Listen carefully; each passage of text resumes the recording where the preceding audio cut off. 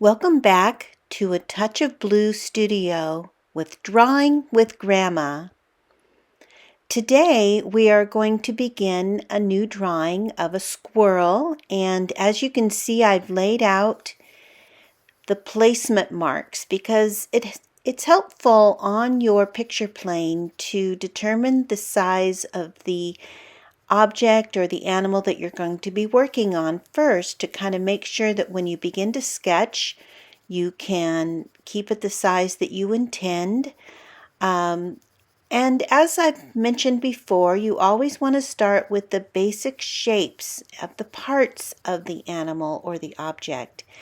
And in this cute little squirrel, and he's going to look a little funny for a while, we want to start with the oval of the head and the oval of the body. And then again, the neck usually is the part that unites them and helps to create the whole form and structure of his anatomy, of his body. It's important also to focus on the bone structure of particular animals, and remember that I said that drawing is an illusion. We're kind of creating the image of an object in a real form by using drawing and painting techniques. We're using the effects of light and shadow and line variations and all kinds of tools that the artist uses in order to create this illusion of a three-dimensional form. But it's really just on a two-dimensional piece of paper. And so it's fun to be able to learn to create the illusion of space and depth by creating backgrounds and foregrounds. But we're still at the early stages of our drawing lessons. We are still learning to create basic shapes and to use our pencil well and to gain control of how to use the tools that are basic to drawing.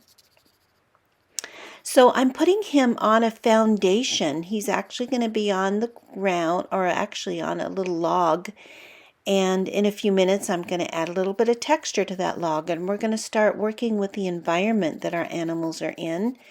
This is going to be a two-part video, and today I just want to establish his shape and to kind of develop his form a little bit. Sometimes you want to begin with a light sketch, and then you want to go back after you've got the structure and define your lines a little bit. You want to erase out anything that's not correct.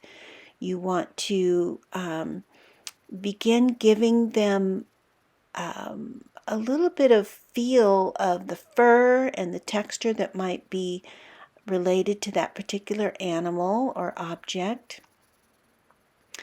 And I also want to create a focal point. And what that is that usually artists create an area in their artwork that you want to draw attention to the most. And it becomes more the area that when someone looks at your drawing or painting, that is the area that is most interesting. It is the most detailed. It is maybe the expression or the mood that you want to relate in your picture. So of course we want it to be this little squirrel's head and his expression. It leads to his hands that are holding his food.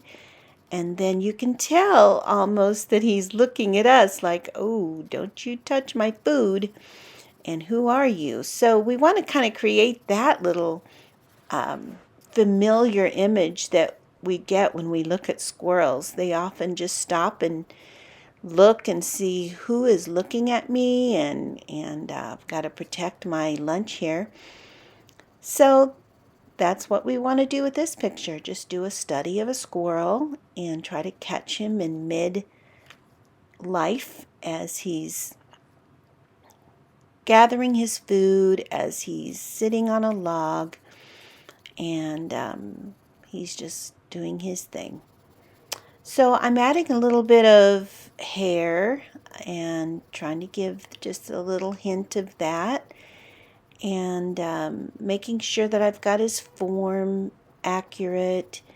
And then underneath him, since the light is hitting him, there's going to be a shadow under him that's cast on the ground that he's sitting on.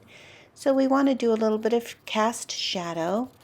There are two kinds of shadow. There are cast shadows and form shadows. And in later lessons, I will go through those and we can talk about those. I also want to mention two kinds of line. There is implied line and actual line. And we're going to discuss those later on as well. So here he is. We're adding a little bit of detail and shadow. Thank you so much for joining me today with Drawing with Grandma here at A Touch of Blue Studio.